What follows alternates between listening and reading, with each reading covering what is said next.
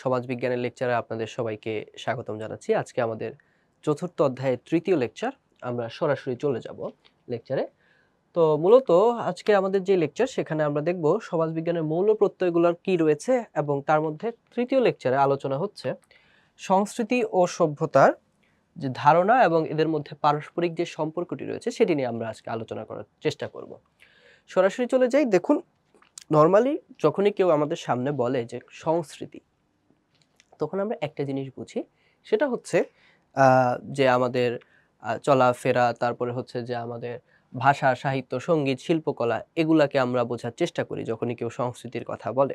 এবং এই কারণেই কিন্তু বেশ কিছু টার্ম আমরা প্রায় সময় ইউজ করি। টিভি দেখে যদি কেউ কোনো ধরনের সংস্কৃতি শিখে তখন তাকে আমরা আকাশ সংস্কৃতি বলি। তারপরে আবার যখন আমরা দেখি যে পশ্চিমের কোনো ট্রেন্ড বা কোনো বিষয় যখন অত্যাধিকভাবে ফলো করা হয় তখন তাকে আমরা পশ্চিমা সংস্কৃতি বলি। তো নর্মালি হচ্ছে আমরা যেটা বুঝি সংস্কৃতি বলতে সেটা হচ্ছে যে আমরা কোন ধরনের গান, তারপর শিল্পকলা এবং কোন ধরনের ভাষার ব্যবহার আমরা করছি, এই জিনিসগুলো নর্মাল ওয়েতে আমরা বুঝে থাকি। কিন্তু যখন আমরা সমাজবিজ্ঞান পড়ছি তখন আমাদেরকে আরেকটু বেশি ডিটেইলে জানতে হয়, আরেকটু গভীরে যেতে হয়। তো আমরা যদি খেয়াল করি যে তাত্ত্বিকরা আসলে সংস্কৃতি বলতে কি বুঝিয়েছেন, তো প্রথমেই আজকের ক্লাসে আমি একটা কোটেশন আপনাদেরকে বলে দিতে চাই। সেটা হচ্ছে যে ম্যাকাইভারের একটা কোটেশন আছে। সেই কোটেশনটা হচ্ছে, culture is what we are, comma, civilization is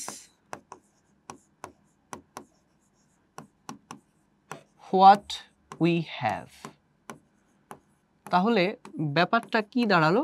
ব্যাপারটা দাঁড়ালো, আমরা যা তাই আমাদের সংস্কৃতি এবং আমাদের যা আছে সেটাই হচ্ছে আমাদের সভ্যতা। আজকের ক্লাসে আমরা সংস্কৃতি এবং সভ্যতা এই দুইটা জিনিস পড়ব। যেহেতু আজকের ক্লাসে আমরা সংস্কৃতি এবং সভ্যতা পড়ব, পুরো ক্লাসেই এই জিনিসটা আমাদের প্রয়োজন হবে।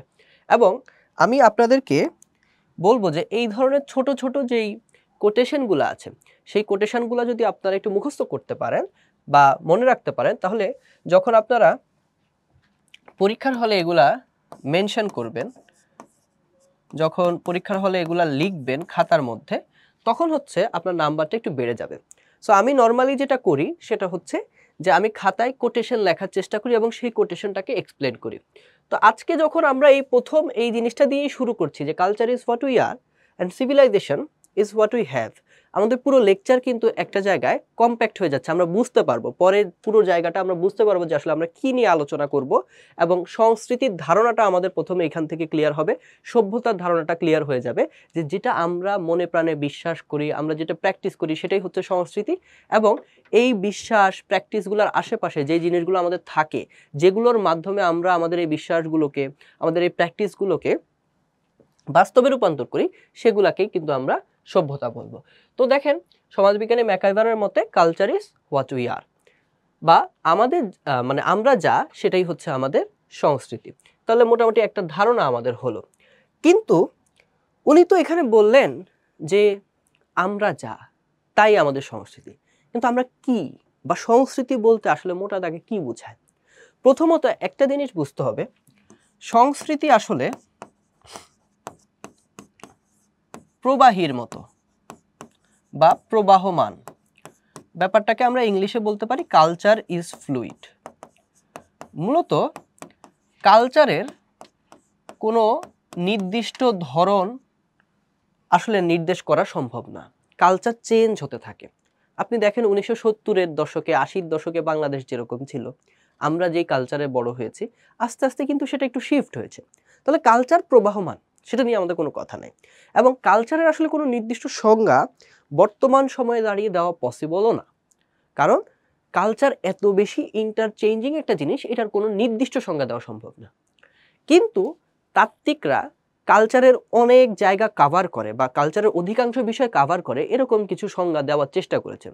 এবং তাদের মধ্যে আজ থেকে প্রায় 200 বছর আগে এই যে ভদ্রলোক, ওনার নাম হচ্ছে নৃবিজ্ঞানী এডওয়ার্ড বার্নার্ড টেইলর বা ইবি টেইলর, উনি একটা সংজ্ঞা দিয়েছেন কালচারের, যেটা মোটামুটি কালচারের একটা বৃহৎ অ্যাসপেক্টকে কাভার করে। বর্তমান সময়ে এসে যদিও টাইলরের সংজ্ঞাটা অনেক নৃবিজ্ঞানী এবং অনেক সমাজবিজ্ঞানী মেনে নিতে চান না, কিন্তু তারপরও এটা একটা ক্লাসিক্যাল সংজ্ঞা হিসেবে এখনো আলোচনার মধ্যে থাকে। এবং যেই সময় আজ থেকে প্রায় 200 বছর আগে তিনি যখন সংজ্ঞাটি দিয়েছিলেন, এটা প্রায় পরিপূর্ণ একটা সংজ্ঞা ছিল। তো এটা যদি আমরা মনে রাখতে পারি, তাহলে সংস্কৃতি রিলেটেড যত ধরনের আলোচনা আছে, যত ধরনের প্রশ্ন আসবে, সেখানে কিন্তু এই সংজ্ঞাটাকে আমরা ফিট করতে পারবো। এটা একের ভিতর সব টাইপের একটা সংজ্ঞা। তো উনি বলছেন যে সংস্কৃতি হচ্ছে সেই জটিল ব্যবস্থা যার অন্তর্ভুক্ত সমাজস্থ মানুষের জ্ঞান, বিজ্ঞান, ধর্ম, অনেক কিছু এখানে আলোচনা করা হয়েছে। উনি যেই প্রপার সংজ্ঞাটা দিয়েছিলেন সেটাকে আমরা একটু লেখার চেষ্টা করি। ইংলিশটা আমরা লিখি, ওনার সরাসরিটা লিখি, তারপরে আমরা একটু ব্যাখ্যা করব। ইবি টাইলর বলেছেন, ওনার একদম সরাসরি যে সংজ্ঞাটা সেটা হচ্ছে culture is a complex whole.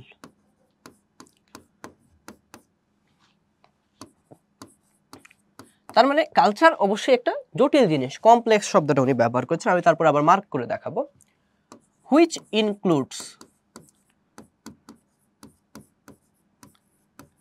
আচ্ছা, হুইচ ইনক্লুডস, এখানে আমি যেই জিনিসটা দেখাতে চাই আপনাদেরকে, উনি 7-8টা জিনিসের কথা একসাথে বলেছেন, সেগুলা একসাথে সংজ্ঞার জন্য মনে রাখা একটু টাফ হয়। সো আমি কিভাবে মনে রাখতাম, প্রত্যেকটার প্রথম যেই ওয়ার্ডগুলো আছে, মানে লেটারগুলো আছে, সেগুলো আমি মনে রাখার চেষ্টা করতাম এইভাবে।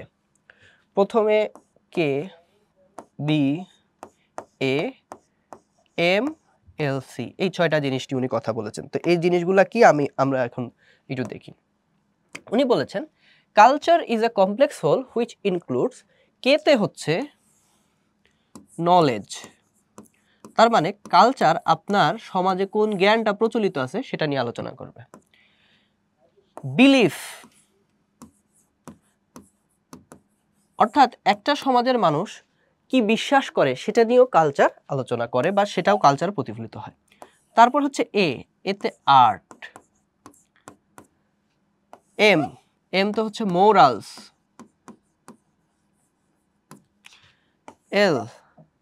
এলতে হচ্ছে ল, সমাজে কোন ধরনের আইন চলে সেগুলোও কালচারের অন্তর্ভুক্ত।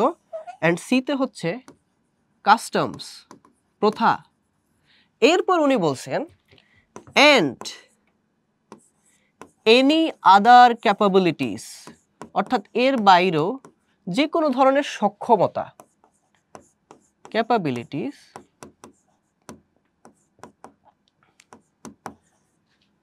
that a person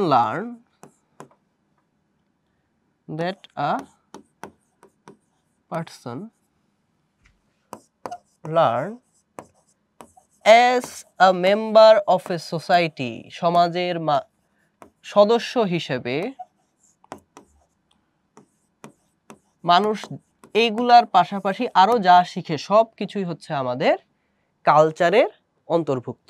আমি নরমালি নাম্বার বেশি পাওয়ার জন্য এইভাবে সংজ্ঞাগুলো লেখার পরে লিখে দেই ই বি, ওনার নামটা হচ্ছে টাইলর, এবং উনি 1873 সালে এই সংজ্ঞাটা দিয়েছিলেন। ওকে, প্রায় 200 বছর আগে। তাহলে আমরা এই সংজ্ঞাটাকে এখন একটু ব্যাখ্যা করার চেষ্টা করি, উনি আসলে কি কি বলছেন। ওনার ভাষ্য মতে কালচার প্রথমত একটা কমপ্লেক্স হোল। তাহলে কালচার হচ্ছে একটা কমপ্লেক্স হোল বা জটিল সামগ্রিক বিষয়, একই সাথে জটিল, কিন্তু এটা একটা সামগ্রিক বিষয়, সমাজের মোটামুটি সব কিছুকে এটা ডিল করে। যার মধ্যে প্রথমে থাকবে কি ওই সমাজের জ্ঞান। আপনার সংস্কৃতি কিন্তু আপনার জ্ঞান বা আপনার যে নলেজটা আছে সেই নলেজকে শেপ করে। বিশ্বাস, আর্ট, শিল্পকলা, মোরাল হচ্ছে যে একটা সমাজে তাদের যে নীতি নৈতিকতার মানদণ্ড, সেটা ল এবং কাস্টম। এবং এর পাশাপাশি যে কোনো কিছু যেটা একজন মানুষ সমাজের অংশ হিসেবে শিখে, সেটাই হচ্ছে কালচার। তো এই সংজ্ঞাটা যদি আপনি ইংলিশে মনে রাখতে পারেন, মুখস্থ করতে পারেন এবং খাতায় লিখেন, তাহলে কিন্তু আপনার নাম্বার অন্যদের তুলনায় বেড়ে যাবে। এটা আপনি লিখলেন, এভাবে লেখার পরে এই জিনিসটাকে যদি একটু ব্যাখ্যা করেন যে কালচারের ভিতর কি কি আছে, কালচারের মোটা দাগে উপাদান হচ্ছে এই 6টা, এই 6টাকে যদি একটু ব্যাখ্যা করে দেন তাহলে হচ্ছে সৃজনশীলে নাম্বার বেশি আসার সম্ভাবনা আছে। তো আমরা একটু পিছনে ফিরে যাই। তো উনি দেখেন এই যে বলেছেন জটিল ব্যবস্থা, আমরা ওনার সংজ্ঞাটাতেই পড়েছি, কমপ্লেক্স হোল, তার মধ্যে মানুষের এই যে জ্ঞান জড়িত, তাই না, ধর্ম, ধ্যান, ধারণা, বিশ্বাস, শিল্প, আইন, সব কিছু এখানে আছে, যা ওরা এখানে লেখা হয়েছে মানুষ বংশানুক্রমে অর্জন করে থাকে। কিন্তু এটাকে আমরা এইভাবে লিখতে পারি যা মানুষ সমাজ থেকে শিখে থাকে। মূলত উনি হচ্ছে এই জিনিসটাই বলেছেন। এই একটা সংজ্ঞা যদি আমরা লার্ন করতে পারি বা শিখতে পারি তাহলে মোটামুটি কিন্তু কালচার রিলেটেড যত ধরনের প্রশ্ন আমরা ডিল করতে পারবো এবং কালচারের উপাদানগুলোও কিন্তু আমাদের সামনে চলে আসবে। আরেকটা কথা আমি বলে রাখি, বর্তমানে যারা সামাজিক বিজ্ঞান নিয়ে পড়াশোনা করেন বা বিশেষ করে নৃবিজ্ঞানীরা, তারা কিন্তু কালচারকে শুধুমাত্র এই অংশে বা এই যে থিওরিটা আছে সেটাকে এখন আর অত বেশি রেলেভেন্ট মনে করেন না। কিন্তু তারপরেও এটা একটা ক্লাসিক্যাল সংজ্ঞা, এই সংজ্ঞাটা মনে রাখলে আমরা পরীক্ষার খাতায় ভালো নাম্বার পেতে পারি। সো এইটাই বলেছেন ইভি টাইলর। এবং আমাদেরকে যেটা মনে রাখতে হবে যে কালচার কিন্তু একটা ফ্লুইড ধারণা, তারপরেও উনি যে সংজ্ঞাটা বলেছেন সেটা আমাদের জন্য খুবই গুরুত্বপূর্ণ। এইবার আসি আরেকজন সমাজবিজ্ঞানী টেলকট পার্সন্স, উনি বলছেন যে আসলে সংস্কৃতির মাত্রা হচ্ছে 3টা। সংস্কৃতিতে এখানে আমরা অনেক কিছু দেখেছি টাইলরের ভাষ্য মতে, আর এই জায়গাটাতে বলা হচ্ছে যে সংস্কৃতির মাত্রা হচ্ছে 3টা। তো দেখেন আমাদের অনেক সময় অবজেক্টিভে আসে যে এই ধরনের কথা, এই সংস্কৃতির 3টি মাত্রা, এটি কে বলেছেন, তখন কিন্তু এটা টেলকট পার্সন্স হবে। আবার আমরা এগুলো মনে রাখতে আমাদের কষ্ট হয় যে টেলকট পার্সন কোনটা বলেছেন, অন্যান্যরা কোনটা বলেছেন। তো এগুলো মনে রাখার জন্য আমি আসলে যেই ট্রিকটা অবলম্বন করি সেটা হচ্ছে, এত বড় জিনিস আমি মুখস্থ করি না। সংস্কৃতি শিক্ষণীয় বিষয়, সংস্কৃতি অংশীদারিত্বের বিষয়, সংস্কৃতি বহমান। আমি যেটা করি সেটা হচ্ছে ইংলিশটাতে খেয়াল করি। কারণ হচ্ছে আপনি অনেক বড় একটা বাংলাকে ইংলিশে একটা ছোট্ট শব্দ দিয়ে ব্যাখ্যা করতে পারবেন। সো এটা মেমোরি অনেক সেভ করে। আমি সেটাকে খেয়াল করি, খেয়াল করার পরে আমি সেগুলোর ফার্স্ট যেই লেটারগুলো আছে সেটা নেই। তাহলে এখন এখানে আমরা বলতে পারি যে পার্সন্সের ভাষায় সংস্কৃতির মাত্রা হচ্ছে 3টা, LST। তাহলে এলতে কি, লার্নড। তাহলে কালচার হচ্ছে লার্নড, কালচার আপনাকে শিখতে হবে। এই কারণে অনেক সময় দেখবেন যে মানুষ যখন কেউকে গালিটালি দেয় তখন বলে যে আনকালচার্ড। তার মানে হচ্ছে তাকে কেউ শিখায় নাই, তাকে আসলে কিভাবে বিহেভ করতে হবে এই জিনিসটা শিখানো হয় নাই, এই কারণে তাকে কি বলা হয়, আনকালচার্ড বলা হয়। তো এখন প্রথমেই টেলকট পার্সন বলছেন যে কালচার হচ্ছে লার্ন। তাহলে 1 নম্বরে আমরা বুঝে গেলাম টেলকট পার্সনের মতে কালচার হচ্ছে লার্নড। তাহলে 1 হচ্ছে আমি সিম্পলি এভাবে লিখতে পারি, কালচার হচ্ছে লার্নড। তার মানে কি, কালচার শিক্ষণীয়, সংস্কৃতি আপনাকে শিখতে হয় এবং সমাজের বিভিন্ন সময়ে গিয়ে মানুষ কিন্তু সংস্কৃতি শিখে। কিভাবে? এই যে আপনার ফ্যামিলিতে কোনো ধরনের যদি গেস্ট আসে তাহলে গেস্টকে বসতে বলতে হয়, খেতে বলতে হয়, খাবার এগিয়ে দিতে হয়, এটা আমাদের সংস্কৃতির অংশ। আবার পাশের দেশেই কিন্তু একটা সংস্কৃতি আছে, সেখানে কিন্তু তারা চায় না যে তাদের ইয়েতে গেস্ট আসুক। দেখেন একই পাশাপাশি কিন্তু 2টা দেশ, তারপরও এক জায়গার সংস্কৃতি কি, গেস্ট আসলে তারা খুশি হয়, বাংলাদেশ। কিন্তু আপনি বাংলাদেশের বর্ডার পার করে যদি পাশের দেশে যান, তারা গেস্ট আসলে খুবই বিরক্ত হয়। এটা কেন? কারণ তারা কালচার থেকে শিখেছে। তারা তাদের কালচারটা কি, তারা গেস্টকে খুব বেশি খাবার অফার করে না। এটা এক ধরনের কালচার, মানে এটা শিখেছে। এটা ভালো কি খারাপ সেটা আমি বলছি না, আমি বলছি যে এটা এক ধরনের কালচার, তারা শিখেছেন। আর আমরা কি করি, মানে ইয়েতে যদি গেস্ট আসে, আমরা দেখা যায় যে নর্মালি যদি আমরা পাঙ্গাস মাছ খাই, কিন্তু গেস্ট আসলে সেদিন আমরা রুই মাছ কিনি, ইলিশ মাছ কিনি, বড় পিসটা তাকে দেই। কিন্তু অন্য জায়গায় আবার বলা হয় যে আপনারা কি খেয়ে এসেছেন নাকি যে খাবেন, এই ধরনের কথা কোনো অপশন থাকে না। এটা কি, লার্নড। তারা শিখতে শিখতে বিহেভিয়ারে তাদের মধ্যে এই প্যাটার্নটা এসেছে। কোনটা ভালো কোনটা খারাপ সেদিকে আমরা যাচ্ছি না, আমরা যেটা আলোচনা করব সেটা হচ্ছে যে কালচারটা মানুষ শেখে। বড়দেরকে শ্রদ্ধা করতে হবে, ছোটদেরকে স্নেহ করতে হবে, এটাও আমাদের কালচারের একটা পার্ট, এটা আমরা কালচার থেকে শিখেছি। তাহলে এই যে ভদ্রলোক, ওনার নাম হচ্ছে টেলকট পার্সন্স, উনি বলছেন কালচারের মাত্রা বা কালচারের বৈশিষ্ট্য হচ্ছে কালচার লার্ন। তাহলে আমাদের মাথায় এটা রাখতে হবে যে 1 নম্বরে সংস্কৃতি হচ্ছে শিক্ষণীয়, মানুষ সংস্কৃতিটাকে শিখে। 2 নম্বরে বলেছে এস, বা এখানে তাহলে আমরা লার্ন পেয়ে গেলাম 2 এ এস। এস মানে হচ্ছে শেয়ার্ড। শেয়ার্ড মানে কি? কালচার মানুষ কিন্তু নিজেদের মধ্যে শেয়ার করে, অংশীদারিত্বের বিষয়। তাহলে আমি 2 দিয়ে লিখি শেয়ার্ড। কালচার হচ্ছে অংশীদারিত্বের বিষয়।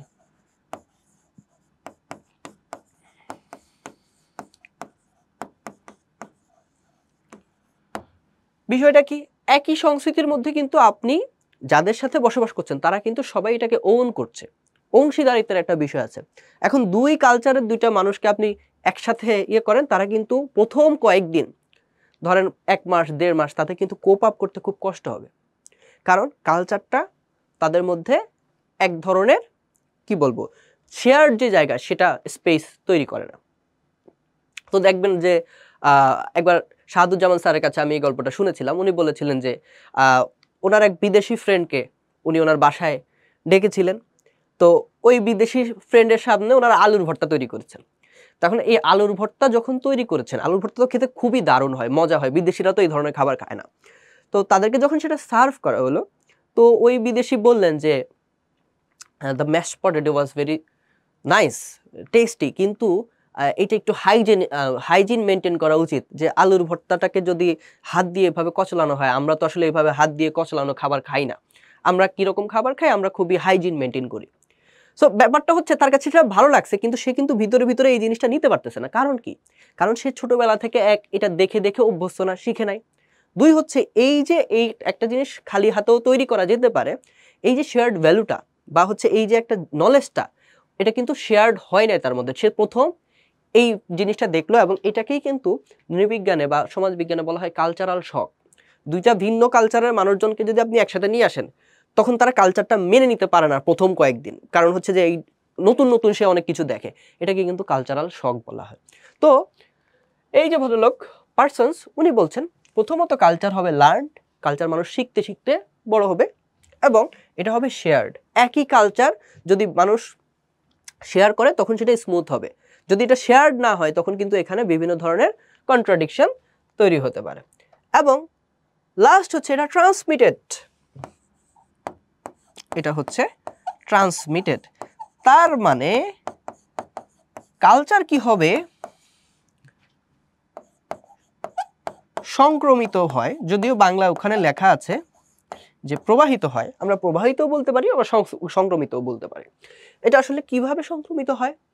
দেখেন, একটা মানুষ বাঙালি, কিন্তু সে যদি 5 বছর গিয়ে সৌদি আরব থাকে, তাহলে দেখবেন যে সৌদি আরবের অনেক কিছু তার ভিতর দেখা যাচ্ছে।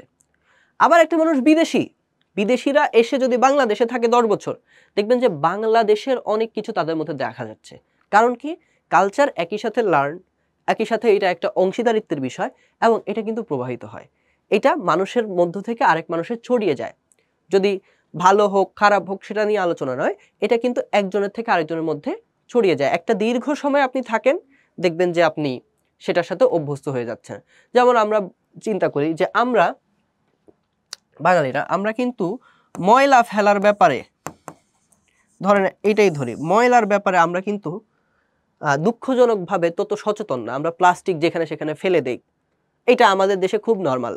কিন্তু আপনি ধরেন ইউরোপের একটা কান্ট্রিতে যান, আপনি যেখানে সেখানে প্লাস্টিক ফেলা তো দূরের কথা, তাদের 3 ধরনের বক্স থাকে।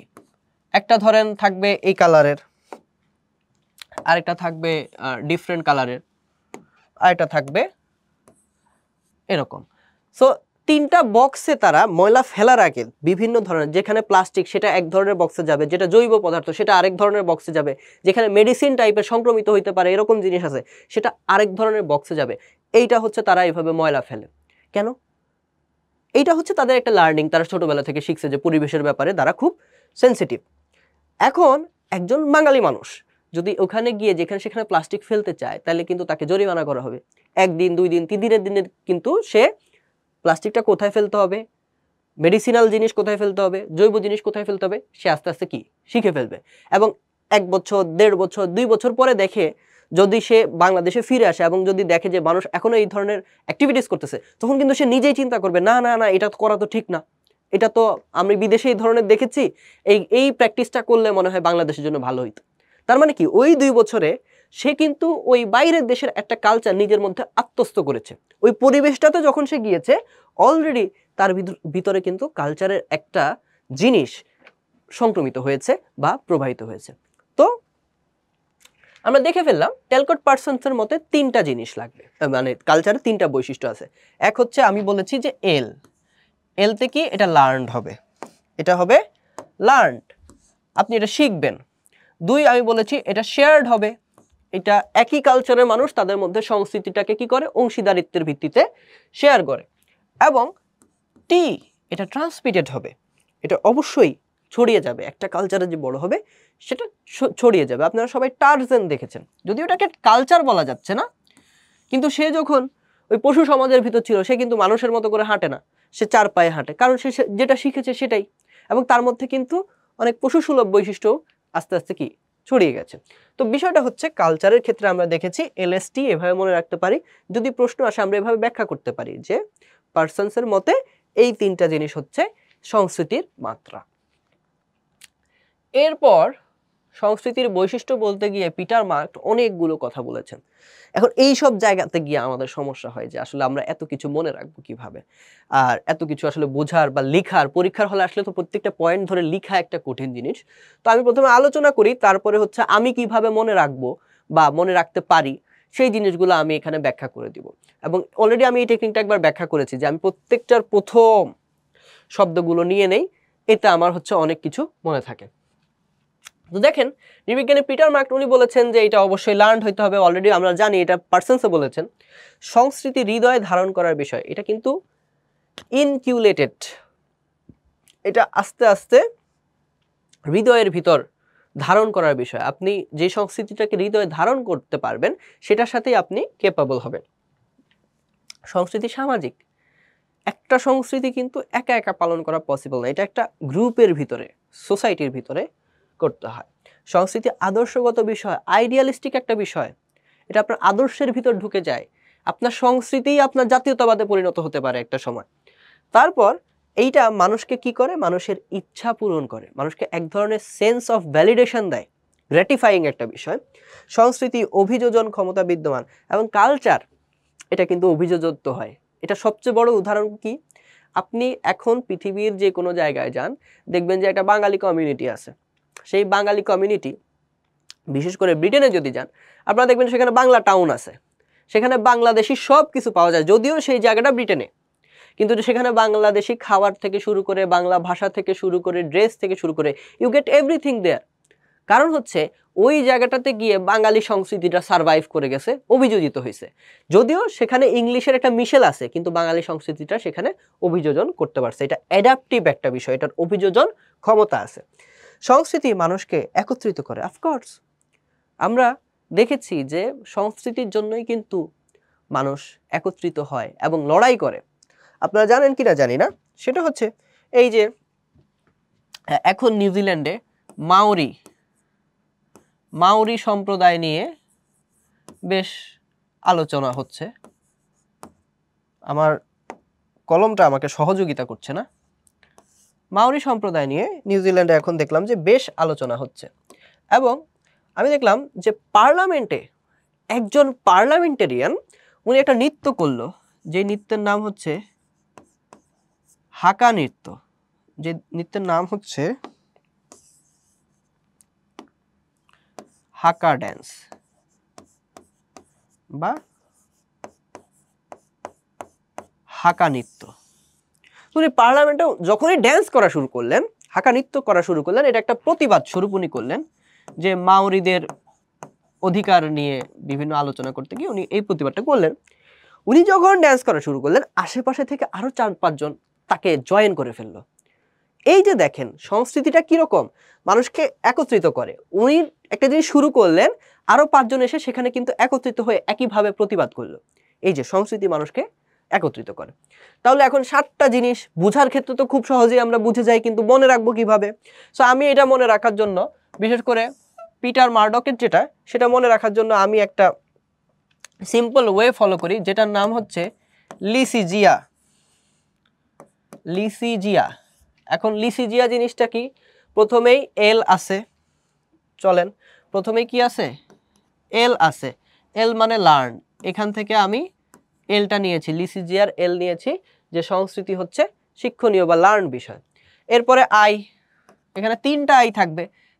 প্রথম আইটা আমরা বলতে পারি ইনকালকেটেড, বা হচ্ছে এটা হৃদয়ের মধ্যে আপনি ধারণ করবেন, তাহলে লার্ন, ইনকালকেটেড, এই দুইটা আমি পেয়ে গেলাম লিতে।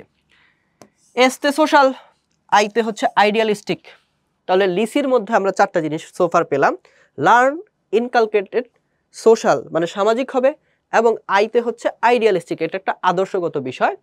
তারপর জিতে হচ্ছে গ্র্যাটিফাইং, এটা মানুষকে আনন্দ দিবে, ভ্যালিডেশন দিবে। গ্র্যাটিফাইং মানে হচ্ছে ইচ্ছা পূরণ করবে তার।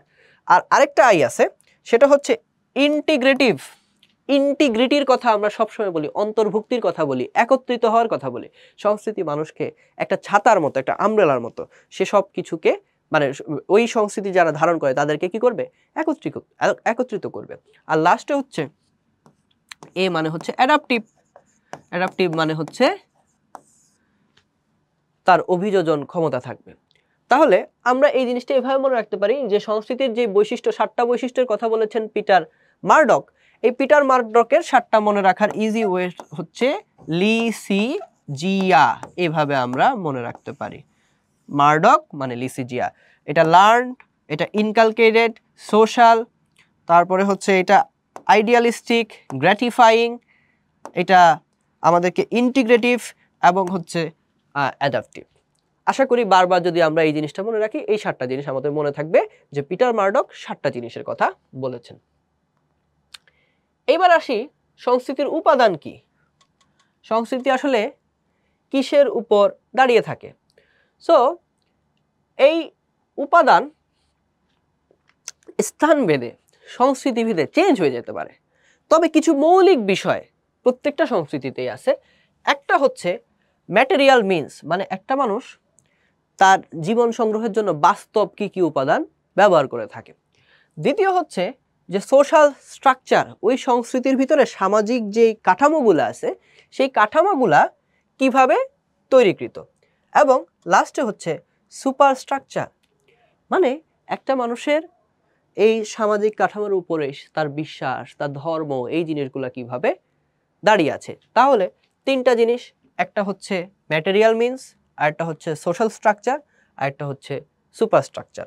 মনে রাখবো এই যে ম্যাটেরিয়াল মিনস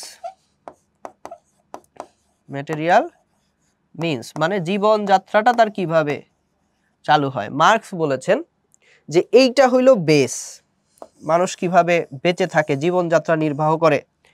মার্কসের ভাষায় এটা হচ্ছে বেস, আর এর উপরে যেগুলা থাকে, বা এটাকে উনি স্ট্রাকচার বলছেন, এর উপরে যেগুলা থাকে সেগুলা সবগুলাই হচ্ছে সুপার স্ট্রাকচারের অংশ। সেখানে সোশ্যাল স্ট্রাকচার থাকবে এবং আদার, মানুষ যা যা শিখে, ধর্ম, মানুষের বিশ্বাস, মানুষের প্রথা, উৎসব, এগুলা সব হচ্ছে সুপার স্ট্রাকচারের ভিতরে আসবে। এর বাইরে গিয়ে আমরা আরো কিছু জিনিস পড়ব, সেটা হচ্ছে শেফার, সমাজবিজ্ঞানী শেফার, তিনি বলেছেন যে আরো কিছু জিনিস সংস্কৃতিকে ঘুরে তোলে। এইটা আমি মনে রাখার জন্য যেটা করি সেটা হচ্ছে আমি এটা মনে রাখি এভাবে, আমূল্য প্রভা। এইভাবেই সবার মনে রাখতে হবে এরকম না, এটা আমার জন্য ইজিয়ার হয় আর কি, আমি এভাবে মনে রাখতে সুবিধা হয় যে শেফার বলেছে আমূল্য প্রভা। আমূল্য প্রভা জিনিসটা কি? আতে হচ্ছে আদর্শ। একটা সংস্কৃতি কিন্তু অনেক ক্ষেত্রে একটা আইডিয়ালিস্টিক জায়গায় গড়ে ওঠে, আদর্শের উপর ভিত্তি করে মানুষের সংস্কৃতি গড়ে উঠতে পারে।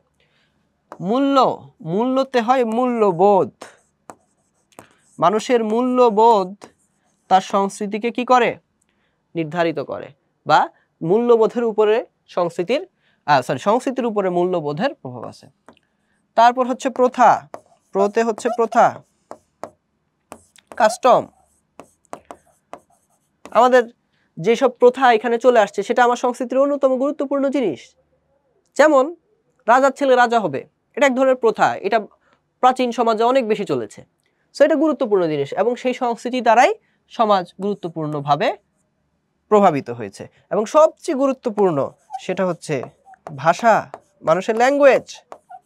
আপনার সাংস্কৃতিক যেই পরিচয় তার পেছনে ল্যাঙ্গুয়েজের একটা বিরাট ভূমিকা আছে। এগুলা বলেছেন সমাজবিজ্ঞানী শেফার।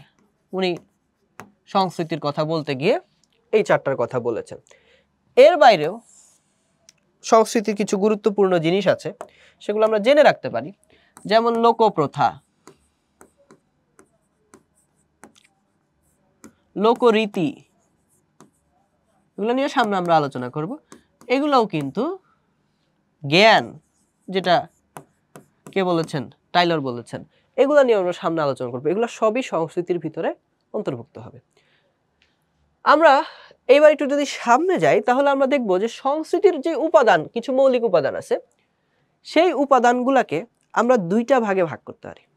সংস্কৃতির উপাদান দুই ধরনের হইতে পারে, এটা অনেক সময়ই অবজেক্টিভে আসে, খুব গুরুত্বপূর্ণ একটা জিনিস। একটা হচ্ছে বস্তুগত সংস্কৃতি আর একটা হচ্ছে অবস্তুগত সংস্কৃতি। তো সহজভাবে বুঝবো কিভাবে, যেই সব জিনিস ধরা যায়, ছোঁয়া যায়, ফিল করা যায়, সেগুলো হচ্ছে বস্তুগত। আর যেই সব জিনিস আপনি ধরেন আর্ট কালচার, এগুলাকে আসলে ওইভাবে মানে ম্যাটেরিয়ালিস্টিক না, এগুলা শুধুমাত্র ফিল করার বিষয়, সেগুলাকে আমরা অবস্তুগত সংস্কৃতি বলে থাকি। যেমন সাহিত্য, এটা কিন্তু একটা সংস্কৃতির অংশ, উপাদান, গুরুত্বপূর্ণ উপাদান, কিন্তু এটাকে কিন্তু আপনি ওইভাবে ধরতে পারবেন না। যেমন ভাষা, এগুলা হচ্ছে সংস্কৃতির অবস্তুগত উপাদান, বা হচ্ছে সংস্কৃতিটাকে যদি আপনি দুই ভাগে ভাগ করেন তাহলে এগুলো অবস্তুগতর দিকে যাবে। আচ্ছা, তো মোটামুটি আমরা সংস্কৃতি নিয়ে আলোচনা করলাম। আর একটা জিনিস আমি বলে রাখি, সেটা খুব গুরুত্বপূর্ণ আজকের ক্লাস বোঝার জন্য, প্রথমেই বলা দরকার ছিল যে যেইগুলো আমার ইনার সেলফ, আপনি একটা বক্সের ভিতর চিন্তা করেন, যেগুলা ভিতরে থাকে, মানে হচ্ছে ইনার সেলফ, মানে এটাকে বোঝার একটা বিষয় আছে, সেগুলা সংস্কৃতিকে বেশিভাবে ডমিনেট করে। সংস্কৃতি সেটাকেই বলা যেতে পারে। আর যেটা বাইরের, সেটা হচ্ছে আমার সভ্যতার অংশ। তার মানে সিম্পলি যদি আমরা বস্তুগত সংস্কৃতির কথা বলি, এটা সভ্যতার গুরুত্বপূর্ণ উপাদান, এটা হচ্ছে সভ্যতার অংশ। আর নর্মাল যে ব্যাপারটা, সেটা হচ্ছে অবস্তুগত সংস্কৃতি, যেটা সেটা সংস্কৃতির বড় কাঠামোকে গড়ে তোলে। আর বস্তুগত সংস্কৃতি এটা সভ্যতার বড় কাঠামোকে গড়ে তোলে। সো এই হচ্ছে আমাদের মোটামুটি এইখান পর্যন্ত আলোচনা। সো যেটা মানুষ ভিতরে ধারণ করে সেটা সংস্কৃতির বড় অংশ, আর যেটা মানুষ বাইরে দেখায় বা বাইরে ইয়ে করে সেটা হচ্ছে তার সভ্যতার। ওই যে ঘুরে ফিরে আমরা ম্যাকাইভার কাছে আবার ফিরে যেতে হবে। উনি যেটা বলেছেন যে হোয়াট উই হ্যাভ, আমাদের যা আছে, বড় বড় দালান কোঠা আছে, এটা আমার সংস্কৃতির অংশ, কিন্তু এটা মূলত আমার সভ্যতাকে নির্দেশ করে। এবং এটা কোন ধরনের সংস্কৃতি? বস্তুগত সংস্কৃতি। আমরা বলেছি সভ্যতার বড় অংশ গড়ে উঠেছে বস্তুগত সংস্কৃতি থেকে। তাহলে এই যে বড় বড় দালান কোঠা, বড় বড় গাড়ি, এরোপ্লেন, এটা আমার সভ্যতার অংশ। আর এই যে সকাল বিকাল উঠে আমি রবীন্দ্রসঙ্গীত শুনি, নজরুল সঙ্গীত শুনি, অনেকে আমরা ধর্মের যেই রিচুয়ালগুলো আছে সেগুলো পালন করি, এটা আমার মোটা দাগে অবস্তুগত সংস্কৃতি, এবং সেটা থেকেই আমরা মূল সংস্কৃতিকে ধরতে পারি। এইবার তাহলে আমরা একটু সভ্যতার দিকে যাই। সভ্যতার আলোচনা করতে গেলে একজন ভদ্রলোকের নাম আসবেই, তার নাম হচ্ছে Lewis Henry Morgan. Lewis Henry Morgan, ওনার একটা বিখ্যাত বই আছে যেটার নাম হচ্ছে আদিম সমাজ। বাংলা নামটা হচ্ছে আদিম সমাজ। খুবই আলোচিত একটা বই। ওখানে উনি লিখেছেন, মানে আদিম সমাজ গ্রন্থে উনি এই সভ্যতার কথা উল্লেখ করেছেন এবং মানুষের আদিম সময়ে মানুষ কিরকম ছিল সেই জিনিসগুলো নিয়ে আলোচনা করেছেন। তো Lewis Henry Morgan, Edward Bernard Tylor, এরা সবাই বিবর্তনবাদী তাত্ত্বিক ছিলেন। কেমন তাত্ত্বিক? বিবর্তনবাদী তাত্ত্বিক। আমরা আগের লেকচারে আলোচনা করেছি, ওনারা এক রৈখিক বিবর্তনে বিশ্বাস করতেন এবং ওনারা বিশ্বাস করতেন প্রত্যেকটা সমাজ একটা স্টেজে শুরু হয়েছে এবং সমাজ উন্নত হতে হতে হতে হতে তার একটা কাঙ্ক্ষিত স্টেজ আছে, যে স্টেজে গিয়ে তার মানে উন্নতি চরম শিখরে সে পৌঁছে যাবে, সেখানে গিয়ে প্রত্যেকটা সমাজ থামে। এই ধরনের একটা তাদের চিন্তা যে প্রত্যেকটা সমাজ কিছু নির্দিষ্ট ধাপ পার হয়ে সে সভ্য হয়। তো এইটা তারা বিশ্বাস করতেন এবং বেশিরভাগ একরৈখিক বিবর্তনবাদী এই জিনিসটা বিশ্বাস করতেন। তো এখন আমরা দেখি ওনার মতে সমাজ বিবর্তনের স্তরগুলা কি, প্রথমে মানুষ ছিল বন্য দশা ছিল সমাজের, তারপর বর্বর দশা হয়েছে এবং মানুষ আস্তে আস্তে তারা শিখে বিভিন্ন লার্নিং এর প্রসিডিওরের মাধ্যমে যাওয়ার মাধ্যমে তারা যেটা করেছে তারা সভ্যতায় এসেছে। তো স্যাভেজারি, বারবারিজম এবং হচ্ছে যে সিভিলাইজড। তাহলে উনি প্রথমে বলছেন যে মানুষ ছিল স্যাভেজ, তারপর তাদের বিবর্তন হয়েছে, তারা বন্য থেকে আস্তে আস্তে কি হয়েছে, বর্বর হয়েছে, বারবারিজম। বন্য থেকে তারা বর্বর রূপে এসেছে, তার মানে তাদের এক ধাপ উন্নতি হয়েছে। তারপর মানুষ সিভিলাইজড হয়েছে, সভ্য হয়েছে, তার মানে উন্নতির তারা চরম শিখরে পৌঁছে। ঠিক আছে? সো এগুলা উনি বলছেন যে এগুলো হচ্ছে মানুষের সমাজের ইয়ের দশা। ওরা বন্য থেকে হয়েছে বর্বর, বর্বর থেকে হয়েছে সভ্য, এবং সভ্য হওয়া মানে হচ্ছে সে একদম উঁচু স্তরে আছে। তাহলে এখান থেকেই কিন্তু তাহলে আমরা হচ্ছে এই সিভিলাইজড সমাজের যে ধারণা সেটা পেলাম। আচ্ছা, তো দেখেন ব্যুৎপত্তিগত অর্থে মানে হচ্ছে যেটা এটা মানে যেই জিনিসটা যে তৈরি হলো তার ব্যুৎপত্তি, যেখানে উৎপত্তি হয়েছে সেই জায়গাটা থেকে চিন্তা করলে এটার অর্থ আসলে কি দাঁড়ায়। এইটা লিটারাল অর্থ হচ্ছে সংস্কৃতির একটা উন্নত পর্যায়কে বোঝায়। তার মানে আপনি সংস্কৃতির মাধ্যমে যদি উপরের দিকে উঠে যান তখন আপনি সভ্য, এটাই মর্গান বলেছিল। উনি মূলত বলেছিল যারা খ্রিস্টান ধর্মের আছে তারাই সভ্য, আর যাদের হচ্ছে পিছনে বিভিন্ন ধরনের আদিম ধর্ম যারা পালন করে তারা আসলে এখনো সভ্য হয়ে উঠতে পারে নাই, তারা হচ্ছে বর্বর অথবা হচ্ছে বন্য বা অসভ্য যেটাকে বলা যায় আর কি। এখন আমরা এই ধরনের শব্দগুলো আর ব্যবহার করি না, এবং এই জিনিসগুলা এখন সোশিওলজিতে বা হচ্ছে যে অ্যানথ্রোপোলজিক্যাল যেসব আলাপ সেগুলো যখন আরো উঁচু লেভেলের আলাপ হয় তখন কিন্তু এই শব্দগুলোর মধ্যেও এক ধরনের রাজনীতি আছে বলে তাত্ত্বিকরা মনে করেন। তো সেটা আমাদের এখন লাগছে না, যেটা লাগবে সেটা হচ্ছে বলা হচ্ছে যে মানুষ যখন মানে চূড়ান্তভাবে সংস্কৃতিকে শিখে ফেলবে, মানে সে ভালো হয়ে যাবে, তখন হচ্ছে যে সেটাকে সভ্য দশা বলা হচ্ছে। এবং সভ্য হওয়ার জন্য বোঝানোর জন্য ওনারা একটা মেট্রিক ঠিক করলেন। সেই মেট্রিকটা হচ্ছে যদি আসলে রাষ্ট্র ব্যবস্থার উদ্ভব হয় তাইলে বুঝতে হবে যে না এরা যথেষ্ট সভ্য হয়েছে। অর্থাৎ সভ্যতা কিন্তু একটা নগর কেন্দ্রিক বিষয়, খুবই গুরুত্বপূর্ণ একটা বিষয় আপনার। তাহলে সভ্যতার যে ব্যাপারটা এটা একটা নগর কেন্দ্রিক বিষয়, এবং নগর জীবনের উদ্ভবের সাথে সাথেই সভ্যতার উন্মেষ ঘটে। এটা পরীক্ষায় আসে, আমি এখানে লিখে দিচ্ছি। এখানে প্রশ্ন বিশেষ করে অবজেক্টিভে আসে যে নগর জীবনের উদ্ভবের সাথে সাথে সভ্যতার উন্মেষ ঘটে। অর্থাৎ নগর জীবন যখন শুরু হয়েছে তার পাশাপাশি মানে তার সাথে সাথেই সভ্যতাটা কিন্তু গড়ে উঠেছে। আমাদেরকে আবার ফিরে যেতে হবে সেই ম্যাকআইভারের কাছে। ওনার সেকেন্ড যে অংশটা সেটা কি ছিল, সেটা ছিল যে culture is what we are, এটা প্রথম অংশ। সেকেন্ড অংশ ছিল civilisation is what we have, আমাদের যা আছে, এই যে আমাদের বিশাল নগর আছে এটা আমাদের সভ্যতার অংশ। তো উনি বলছেন আমাদের যা কিছু আছে আর যা আমরা ব্যবহার করি, আমরা গাড়ি বাড়ি এগুলো ব্যবহার করছি, আদিম মানুষ গুহায় থাকতো, আমরা গাড়িতে থাকছি, বাড়িতে থাকছি, তো এইগুলা হচ্ছে আমাদের সভ্যতার অংশ। ওনার নাম হচ্ছে ম্যাক্স ওয়েবার। উনি সিভিলাইজেশনকে ব্যাখ্যা করতে গিয়ে উনি বলছেন civilization includes useful materials, objects and the methods of producing and using them. সবসময় মনে রাখবেন যারা মার্কস দ্বারা তাত্ত্বিক মার্কস দ্বারা প্রভাবিত তারা সবাই সংস্কৃতি, সভ্যতা, সমাজ এগুলাকে দেখার চেষ্টা করেছেন উৎপাদনের সাথে সম্পর্কিতভাবে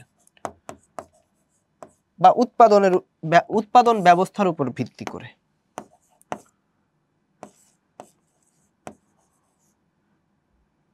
কি তারা দেখার চেষ্টা করেছেন উৎপাদন ব্যবস্থার উপর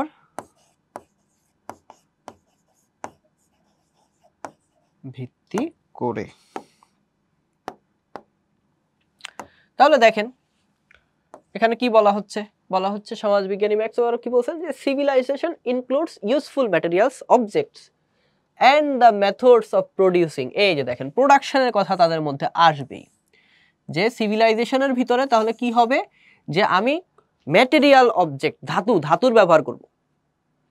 আমি ধাতুর ব্যবহার করার মাধ্যমে ম্যাটেরিয়াল অবজেক্ট যে বিষয়গুলো আছে, বস্তুগত জিনিস ব্যবহার করার মাধ্যমে, আচ্ছা ধাতুর কথাটা যেটা সেটা আবার মর্গান বলেছিলেন, সো আমি এখানে অ্যাড করলাম। উনি বলছেন যে ধাতব যুগে যখন মানুষ প্রবেশ করেছে তখনই হচ্ছে মানুষ সভ্য দশায় প্রবেশ করেছে এবং তখনই রাষ্ট্রযন্ত্রের উদ্ভব হয়েছে। তো ম্যাটেরিয়াল অবজেক্ট, বস্তুগত যে জিনিসগুলো সেগুলো ব্যবহার করে আমরা কি করব, মেথডস গুলাকে ইউজ করব। কিসের মেথডস? আমাদের উৎপাদন ব্যবস্থার যে মেথডসগুলো আছে সেগুলো যদি আমি ব্যবহার করতে পারি, সেগুলো যদি আমি ঠিকঠাক মতো বন্টন করতে পারি, কাজে লাগাতে পারি, তখনই কিন্তু আমি সিভিলাইজড বা সভ্য হয়ে গেছি এই জিনিসটা বলা যাবে। এখানে খুব সহজ করে অগবার্ন এবং নিমকফ ওনারা বলছেন যে অধিজৈবিক সংস্কৃতির পরবর্তী স্তরই হচ্ছে সভ্যতা। তার মানে সহজ কথা, বস্তুগত যেই সংস্কৃতি, বস্তুগত সংস্কৃতির ম্যাটেরিয়াল যেই কালচার আছে, বস্তুগত সংস্কৃতির বিকশিত ধাপই হচ্ছে সভ্যতা। সহজ হিসাব, বস্তুগত সংস্কৃতি যখন সামনের দিকে আগাবে, বিকশিত হবে, এটাই হচ্ছে সভ্যতা। তাহলে আমরা এই কোটেশনটা পরীক্ষার খাতায় ইউজ করতে পারি যে অধিজৈবিক সংস্কৃতির পরবর্তী স্তরই সভ্যতা, এটা আমরা ব্যবহার করতে পারি। এবার দেখি টিবি বটমর কি বলতে চাচ্ছেন।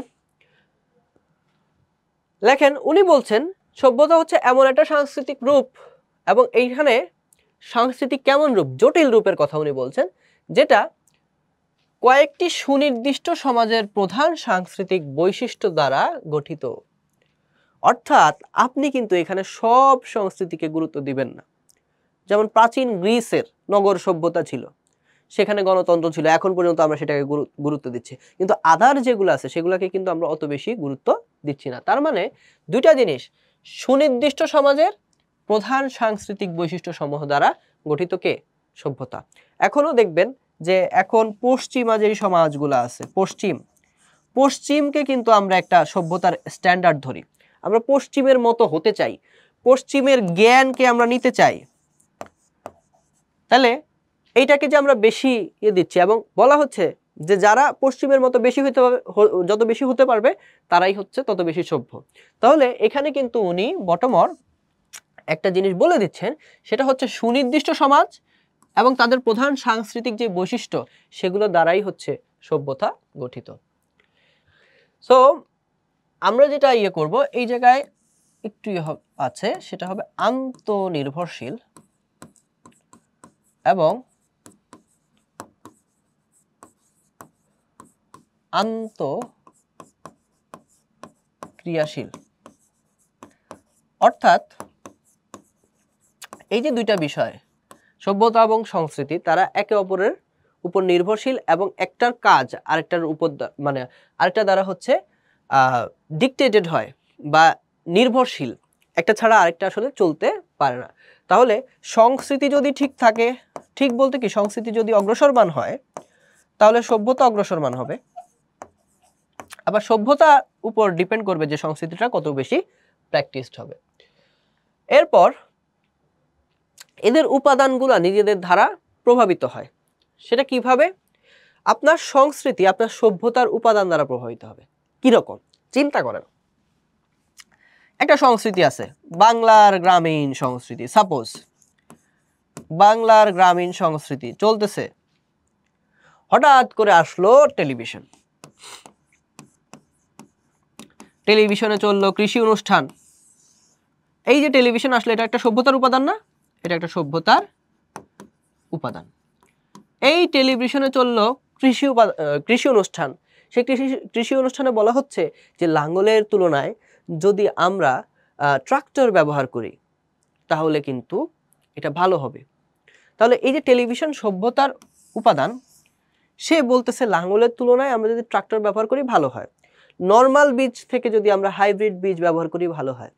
তখন এই যে আগে একটা সংস্কৃতি ছিল যে লাঙ্গল দিয়ে আমরা চাষ করব, সেটা কিন্তু এই সভ্যতার একটা জিনিস দিয়ে ধরেন প্রভাবিত হইল। প্রভাবিত হওয়ার পরে এই সংস্কৃতিতেই দেখা যাচ্ছে আবার নতুন করে কি আসলো, লাঙ্গলকে সরিয়ে দিয়ে আসলো ট্রাক্টর। আচ্ছা, তার মানে কি এই যে ট্রাক্টরটা আসলো এটাও কিন্তু সভ্যতার আরেকটা উপাদান।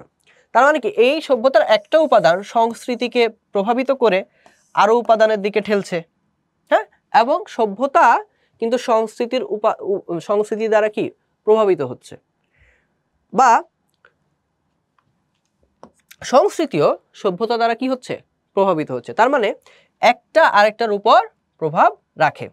আবার এই যে ধরেন কেউ চিন্তা করলো যে না, যদিও ট্রাক্টর ভালো কিন্তু এই যে লাঙ্গল এটা অনেক বেশি পরিবেশ বান্ধব, ডিজেল টিজেল লাগে না, বা হচ্ছে আমি পুরানো জাতের ইয়েই করতে চাই, পুরানো জাতের যেই কালচার বা এগ্রিকালচার রয়েছে সেটাই আমি করতে চাই, সে ট্রাক্টরটা নিল না। সেটা দ্বারাও কিন্তু তার সংস্কৃতি আবার কি প্রভাবিত হইল, রিজার্ভ থাকলো। সো মূলত সভ্যতা এবং সংস্কৃতি দুইজনই দুইজনের উপর প্রভাব রাখার একটা ক্ষমতা তাদের আছে, তাহলে প্রভাবিত হয় এরা। এরপর সংস্কৃতিকে সভ্যতার মূল চালিকা শক্তি বলা হয়। অফকোর্স সংস্কৃতি হবে সভ্যতার মূল চালিকা শক্তি, এবং এটা কোন সংস্কৃতি, বস্তুগত সংস্কৃতিটা হবে সভ্যতার মূল চালিকা শক্তি। তারপর ব্যবহারিক দিক ও কলা কৌশলকে সংস্কৃতি বলেছেন।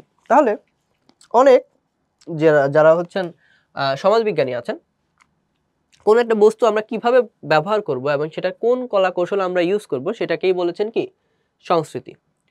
আর ইমানুয়েল কান্ট, আমরা একটু দেখি, একজন জার্মান দার্শনিক আছেন ইমানুয়েল কান্ট। এই ইমানুয়েল কান্ট কিন্তু সমাজ বিজ্ঞানে খুব বেশি আলোচিত একজন মানুষ।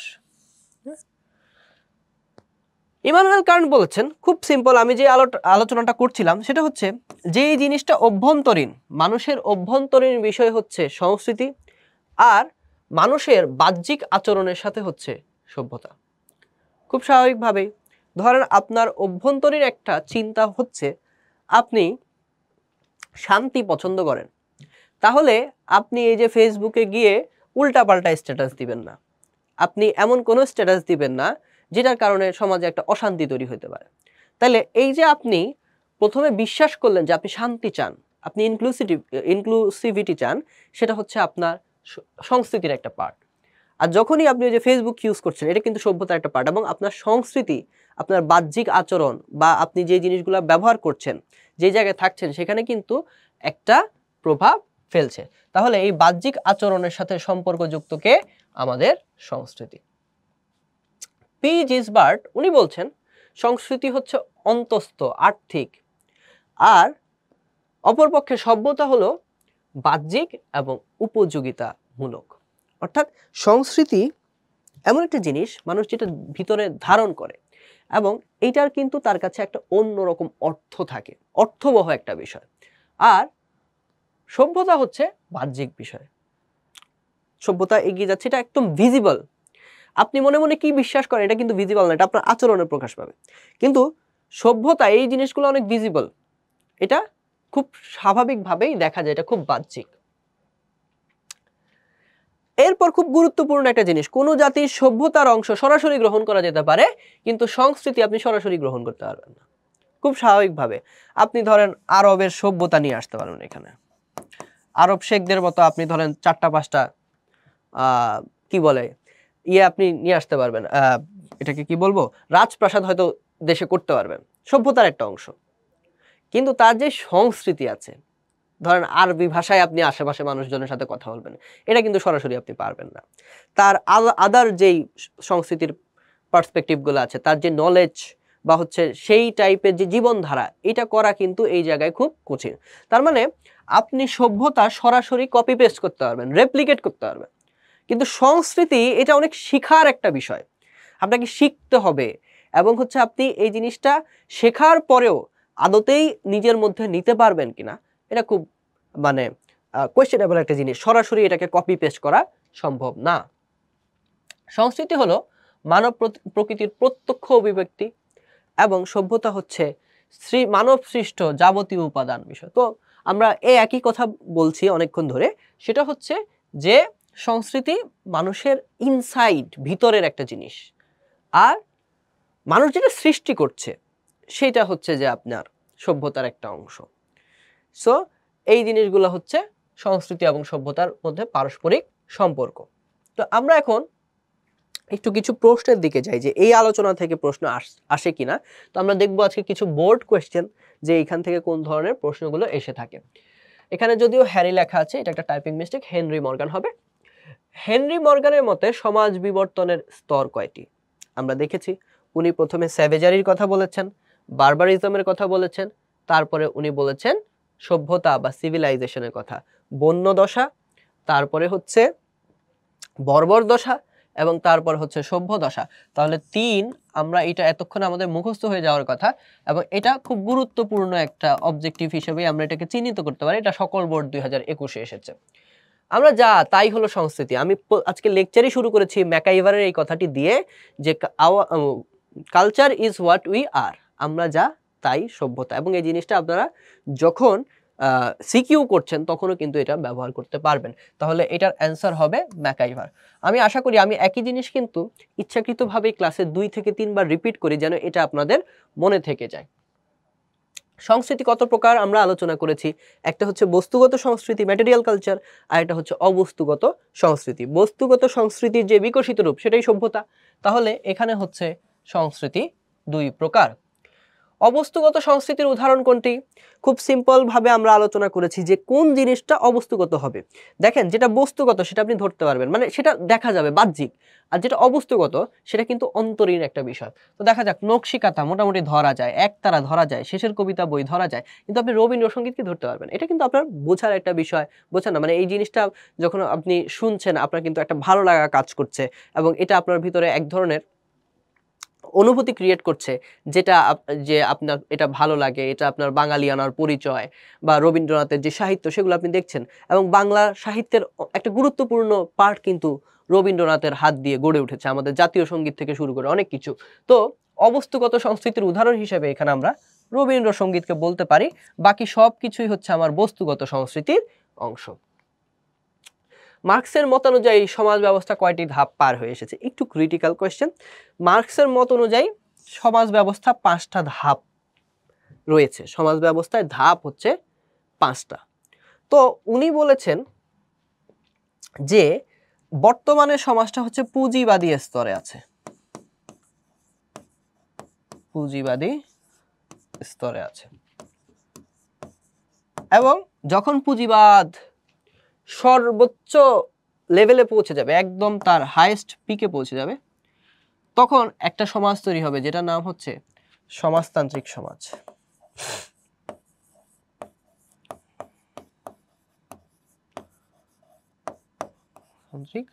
সমাজ উনি নিজে এটা দেখে যেতে পারে নাই।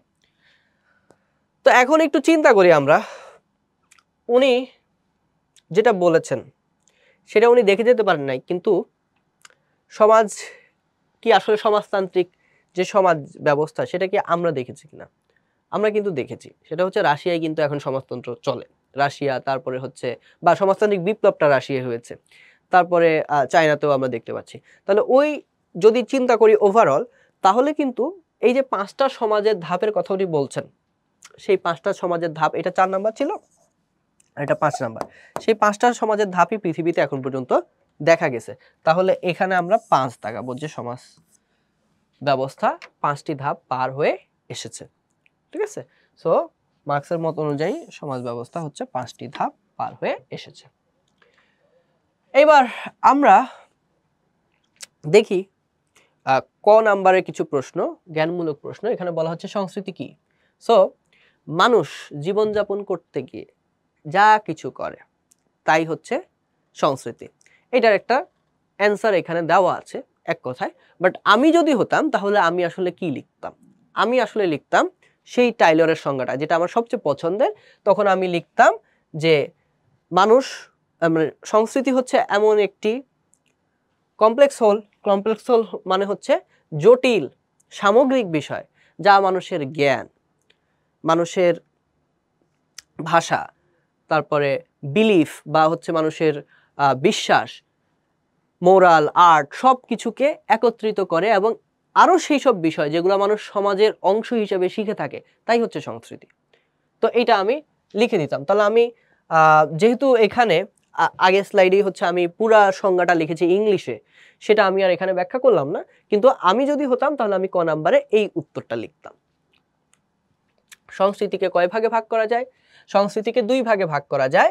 এরপরে আপনারা একটু থাক প্রয়োজন নাই, বাট কোলন দিয়েও লিখে দিতে পারেন বস্তুগত ও অবস্তুগত। আবার এইভাবেও লিখতে পারেন সংস্কৃতিকে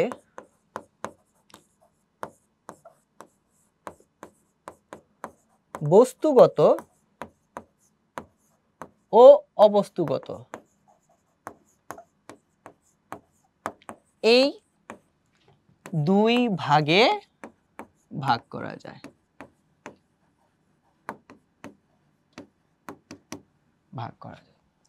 বস্তুগত সংস্কৃতি কাকে বলে? যেসব জিনিস দৃশ্যমান এবং ব্যবহার করা যায় সরাসরি, সেগুলাকে বস্তুগত সংস্কৃতি বলে। সাংস্কৃতিক ব্যবধান সৃষ্টি হয় কেন? গুরুত্বপূর্ণ প্রশ্ন। সেটা হচ্ছে যখন আপনার বস্তুগত সংস্কৃতি এবং অবস্তুগত সংস্কৃতি এই দুইটার মধ্যে একটা তারতম্য তৈরি হয়ে যায়, দুইটার মধ্যে কোনো কোঅপারেশন কম্বিনেশন থাকে না, তখন কিন্তু সাংস্কৃতিক তারতম্য তৈরি হয়। তাহলে বস্তুগত অবস্তুগত এই দুইটার মধ্যে যদি একটা তারতম্য সৃষ্টি হয়, তাহলেই কি হয়ে যায়? সাংস্কৃতিক ব্যবধান সৃষ্টি হয়ে যায়। বস্তুগত সংস্কৃতির চূড়ান্ত রূপ কি? আমরা বলেছি সভ্যতা, এবং এটা নিয়ে আমরা একটা সংজ্ঞাও দেখেছি যে অধিজৈবিক সংস্কৃতির পরবর্তী ধাপই হচ্ছে কি? সভ্যতা। সিভিলাইজেশন শব্দটা প্রথম ব্যবহার করেন কে? খুব গুরুত্বপূর্ণ একটা তথ্য। একজন দার্শনিক ছিলেন ফরাসি, ভলতেয়ার। এবং এই ভলতেয়ার সাহেব, ওনার কিন্তু খুব গুরুত্বপূর্ণ অবদান ছিল ফরাসি বিপ্লবে। ফরাসি বিপ্লবের অন্যতম পুরোধা ছিলেন ভলতেয়ার। বিপ্লবের পরবর্তী সময় বিপ্লব যখন তুঙ্গে ছিল, তখন হচ্ছে এই ভদ্রলোককে গিলোটিনে হত্যা করা হয়েছে। তো উনি প্রথম সিভিলাইজেশন শব্দটা ব্যবহার করেছেন। সভ্যতার মূল চালিকা শক্তি কোনটি? অবশ্যই সভ্যতার মূল চালিকা শক্তি হবে সংস্কৃতি। মানুষের বাহ্যিক আচরণের সাথে সম্পর্কযুক্ত কোনটি? আমরা জানি যে যেটা আমাদের বস্তুগত সংস্কৃতি সেটাই হচ্ছে আমাদের বাহ্যিক আচরণের সাথে কালেকটিভলি জড়িত, এবং সেটারই চূড়ান্ত রূপ হচ্ছে সভ্যতা। তাহলে এটা হবে সভ্যতা। এই পর্যায়ে আমরা একটা সৃজনশীল করার চেষ্টা করি, দেখি এটা কি বলছে। আমাদের সমাজ ব্যবস্থায় এক সময় বয়োজ্যেষ্ঠরা ছোটদেরকে গল্প, রূপকথা, উপদেশমূলক বাণী শোনাতো। এক সময় গ্রামে গঞ্জে পালা গান, জারি সারি ইত্যাদি ব্যাপকভাবে হতো। বিশেষ করে পুঁথিপাঠ, গাজির গান, শ্লোকের মধ্য দিয়ে মানব চরিত্রের গুণাবলী প্রকাশ পেত। বয়োজ্যেষ্ঠরা মনে করে সময়ের পরিবর্তন হলেও এসবের প্রয়োজন শেষ হয়ে যায়নি। সো আমরা একটু আলোচনা করে দেখি। দেখেন সমাজ কাঠামো কি কাকে বলে, এগুলা যদি আজকের লেকচারের সাথে আমাদের সম্পর্কযুক্ত না। সভ্যতা মূলত বস্তুগত ব্যাখ্যা করো। সো এইটা আমাদের লেকচারের সাথে সম্পর্কযুক্ত। আমরা এটা কিভাবে ব্যাখ্যা করব? আমি হলে যেটা করতাম, প্রথমেই আমি বলতাম যে তাত্ত্বিকদের মতে অধিজৈবিক সংস্কৃতির পরবর্তী ধাপই হচ্ছে সভ্যতা। তার মানে সভ্যতা বলতে বস্তুগত সংস্কৃতির পরবর্তী ধাপ বা হচ্ছে চূড়ান্ত রূপকেই বোঝায়। এটা আমি লিখতাম প্রথমে একটা প্যারায়, তারপর সুন্দর করে আমি দেখাতাম যে আসলে সভ্যতার জিনিসগুলা কি। আমাদের দালান কোঠা, যে জিনিসগুলা দেখা যায় সবকিছু হচ্ছে সভ্যতার অংশ। এগুলাকে আমরা যদি নেই, তাহলে আমরা দেখব যে সংস্কৃতির মধ্যে যে দুইটা পার্ট থাকে, তাদের মধ্যে বস্তুগত সংস্কৃতির অভ্যন্তরীণ হয় এই সভ্যতা, এবং তার মানে যেহেতু সভ্যতার ভিতরে এমন কিছু নাই যেটা অবস্তুগত, সভ্যতার ভিতরে কিন্তু এরকম কিছু নাই যে গান, নাচ, এগুলো কিন্তু সভ্যতার ভিতরে না। সভ্যতার ভিতরে হচ্ছে আপনি কোন টেকনোলজি ইউজ করছেন, আপনি কোন জিনিসগুলো ব্যবহার করছেন, আপনার কাছে কি কি আছে। তাই এটা হচ্ছে একটা বস্তুগত বিষয়।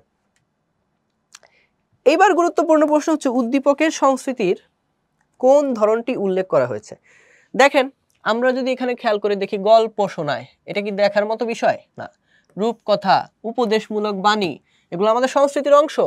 তারপরে হচ্ছে পালাগান, জারি সারি ইত্যাদি জিনিস যেগুলোর কথা বলা হচ্ছে, পুঁথিপাঠ, সব কিছুই আমাদের সংস্কৃতির অবস্তুগত বিষয়। কারণ হচ্ছে এগুলা মানে দেখা যায় না, বা হচ্ছে আমি যেটাকে বলতে পারি এগুলার কিন্তু প্রতীকী রূপ নাই।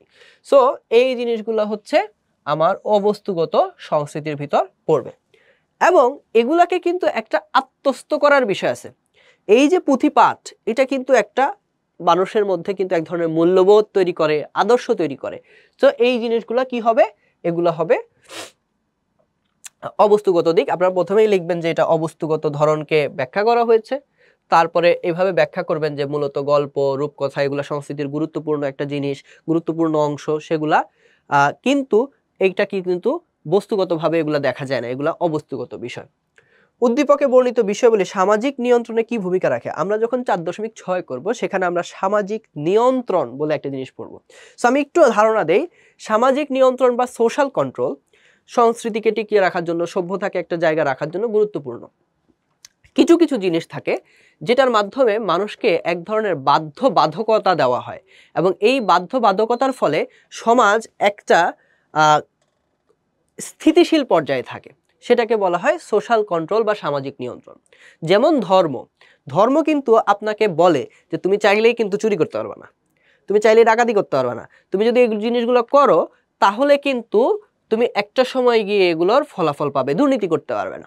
তার মানে কি, এই জিনিসগুলোর মাধ্যমে সমাজে একটা স্থিতিশীল অবস্থা তৈরি হচ্ছে, একটা মূল্যবোধ তৈরি হচ্ছে যে মানুষ যা ইচ্ছা তা করতে পারে না। এটাই পশু থেকে মানুষকে কি করে, আলাদা করে। ঠিক একইভাবে এই যে গল্প, রূপকথা, আমরা ঈশপের গল্প শুনেছি অনেক, যে আমরা ঈশপের গল্প শুনেছি এরকম যে এক লোক সে চিনি নিয়ে যাচ্ছিল, আরেকজন তাকে জিজ্ঞেস করেছে, বলেছে কি, বলেছে কয়লা। কারণ সে চিন্তা করছে যদি চিনির কথা বলি তাহলে তো ওই লোক চিনি চাইতে পারে। বাসায় গিয়ে সে খুলে দেখলো কি, যে ওখানে আসলে কোনো চিনি নাই, সব কয়লা হয়ে গেছে। তার মানে এখান থেকে ঈশপ বলার চেষ্টা করছে যে সমাজে মিথ্যা কথা বলা যাবে না। আবার আমরা কাঠুরিয়ার গল্প শুনেছি, এবং ওই পরীর বা পানির মধ্যে যে পরী থাকে সেই গল্প আমরা শুনেছি। তো এই গল্প, রূপকথা, উপদেশমূলক বাণী এগুলা কি করে, মানুষের মধ্যে একটা কালচার তৈরি করে, সংস্কৃতি তৈরি করে, যে এটা আমার মূল্যবোধ, এটার বাইরে আমি কাজ করতে পারবো না। ঠিক একইভাবে পালাগান, জারি সারি এগুলোর মধ্যেও কিন্তু একটা নৈতিক কথাবার্তা থাকে। সো প্রথমে এইটাকে আমরা সামাজিক নিয়ন্ত্রণ কি সেটা ব্যাখ্যা করব, এবং সামাজিক নিয়ন্ত্রণের ক্ষেত্রে এই যে সাহিত্য, গান, অর্থাৎ সংস্কৃতির অবস্তুগত যে ধারাটা সেটা কিভাবে ভূমিকা রাখে সেটা যদি আমরা ব্যাখ্যা করে দেই, তাহলে এখান থেকে সম্পূর্ণ যে মার্কটা আছে সেটা আমরা পেতে পারি। আর আমরা সবসময় মনে রাখবো যে 1 নম্বরের উত্তর আমরা 1 লাইনে দিব। 1 লাইন মানে হচ্ছে একটি বাক্য। 2 নম্বরে আমরা 1 বাক্যে কি করব, 1 বাক্যে মানে পুরা মেইন অ্যান্সারটা দিব, তারপর আমরা অ্যাডিশনাল 2টা 3টা বাক্য দিয়ে একটা প্যারা লিখব, যেই প্যারাতে এটা আমরা ব্যাখ্যা করব যে আমরা এই জিনিসটা বুঝতে পেরেছি। 3 নম্বরে আমরা হচ্ছে 1 বাক্যে সরাসরি উত্তর দিব, তারপর আমরা অ্যাডিশনাল 2টা অথবা 3টা 2 অথবা 3 প্যারা লিখব, যেটার মধ্যে এই যে পুরো জিনিসটা আমি যে বলছি এইটার একটা ব্যাখ্যা থাকবে। তাত্ত্বিক ব্যাখ্যা থাকলে খুবই ভালো। যদি আমরা এখানে লিখতে পারি যে ওই যে আমি তো এখানে বলেছি যে সংস্কৃতির কোন ধরনটি, তো এখানে যদি আমরা কোনো তাত্ত্বিকের কথা বলতে পারি, হ্যাঁ, সেটা বলে যদি আমরা এটা সংজ্ঞা দিতে পারি, তখন এই জিনিসটাকে আরো বেশি স্ট্রং করা যায়। সো এভাবে লিখবো, এবং 4-এ আমরা কমপক্ষে 4টি প্যারা লিখবো, যেটার 1 নম্বরে কি থাকবে, 1 বাক্যে উত্তর প্রথম প্যারায়, তারপর আপনি 3টা 4টা লাইন লিখলেন ব্যাখ্যা করার জন্য বা বাক্য লিখলেন, হ্যাঁ, তারপরের প্যারায় আপনি পুরো জিনিসটা ব্যাখ্যা করলেন, কিছু তথ্য দিলেন, কারো একটা কোটেশন দিলেন, হ্যাঁ, এবং লাস্টের প্যারায় আপনি এক ধরনের উপসংহারমূলক আলোচনা করলেন। সবশেষে উপসংহার টেনে আমরা একটু সবসময় শেষ করব যে অতএব এই ধরনের কথা বলার অপেক্ষা রাখে না যে, বা উপর্যুক্ত আলোচনা শেষে আমরা এটা বলতে পারি যে সামাজিক নিয়ন্ত্রণে আসলে অবস্তুগত সংস্কৃতি তারা গুরুত্বপূর্ণ ভূমিকা রাখে। তো এইভাবেই আমরা চেষ্টা করে যাব, পড়ালেখা করে যাব। আশা করি এই জিনিসগুলো আমাদের কাজে আসবে। এবং আজকের যে লেকচারটা ছিল, আমি চেষ্টা করেছি সংস্কৃতি এবং সভ্যতা কি খুব সুন্দর করে ধারণা দিয়ে এবং তাদের সম্পর্কগুলো ব্যাখ্যা করার জন্য। আশা করি এই ক্লাসটি আপনাদের উপকারে আসবে। তো পরবর্তী ক্লাস আসার আগ পর্যন্ত আপনারা সবাই ভালো থাকবেন। আপনাদের জন্য শুভকামনা রেখে আজকের ক্লাসটি আমি এখানেই শেষ করছি। সবাই ভালো থাকবেন। আল্লাহ হাফেজ।